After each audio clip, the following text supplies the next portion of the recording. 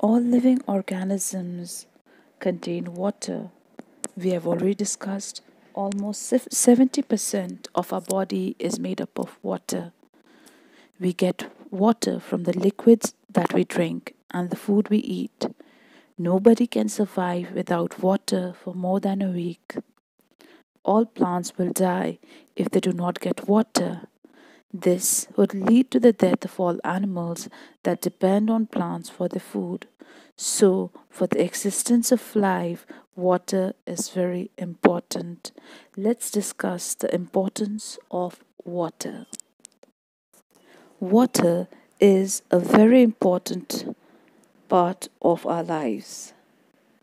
It composes 75% of our brain. That means our brain contains 75% of water. It maintains our body temperature. 83% of blood contains water. It helps in the removal of waste products. 22% of our bones contain water. It provides a cushion around the joints. It helps in carrying food and oxygen to our cells. It helps in breathing. It helps in converting food to energy.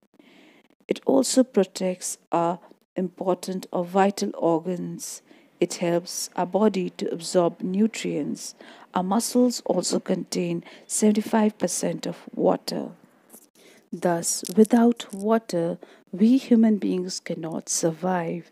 It is very important for our survival. Why is water important for plants? We all know roots absorb water and minerals. This water and minerals that are absorbed by the roots have to be carried to the different parts of the plant, which is done by the water. Plants prepare their own food by the process of photosynthesis, on which the entire life on earth is dependent on. So, without water, photosynthesis cannot take place. Plants require water during respiration. Water gives shape to the cells of the plant. If there is no water, the cells lose their shape and they droop down, and this is known as wilting.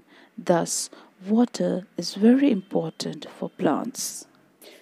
Water is also needed for drinking, washing, cooking, bathing, cleaning, etc. Water is used to generate electricity in hydroelectric power stations. Water is used for irrigating fields and in the manufacture of various products. Though water is very essential for the survival of life, we are polluting water. What do you mean by water pollution? Any undesirable change in the physical and chemical condition of water that is harmful for plants, animals, and human beings is known as water pollution. And the substances that pollute water are known as water pollutants. Let's discuss about the causes of water pollution. The first cause of water pollution is domestic sewage. What is domestic sewage? Any waste produced from houses is known as domestic sewage. If this domestic sewage is untreated and discharged directly into the water bodies, the water gets polluted. The sewage contains numerous harmful microorganisms which causes diseases like diarrhea, dysentery, cholera, jaundice, and typhoid. The next source of water pollution is industrial waste. Industries produce a large number of wastes.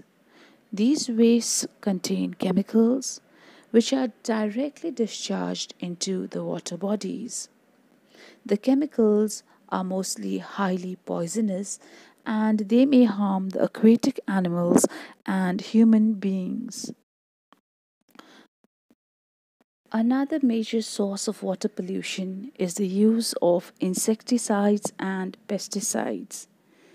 Insecticides and pesticides are used to protect our crops, but excessive use of these insecticides and pesticides contaminate the water bodies, and these chemicals are washed away by the rainwater into water bodies. These chemicals are very harmful for both aquatic plants and animals, and of course, human beings who consume this water. Oil spills is another source of water pollution. The drilling of oil and shipping of oil causes oil spills, which results in water pollution. Huge number of aquatic life are killed during oil spills.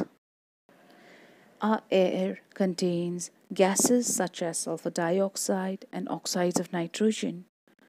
When it rains, the water gets polluted or it gets mixed up with these gases and forms acid, and it falls as acid rain. So the water that comes down or the rainfall does not contain pure water, but it contains acid with it. Hence it is known as acid rain. The acid rain pollutes water bodies and harms aquatic life. The next source of water pollution is thermal pollution. Now, huge amount of hot water is discharged from industries directly into the water bodies.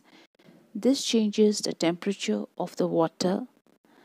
What happens is when the temperature of the water changes, the level of oxygen decreases, due to which the animals or aquatic plants they get killed, causing water pollution. So, how can we control water pollution? The first method is by effluent treatment. What is effluent treatment?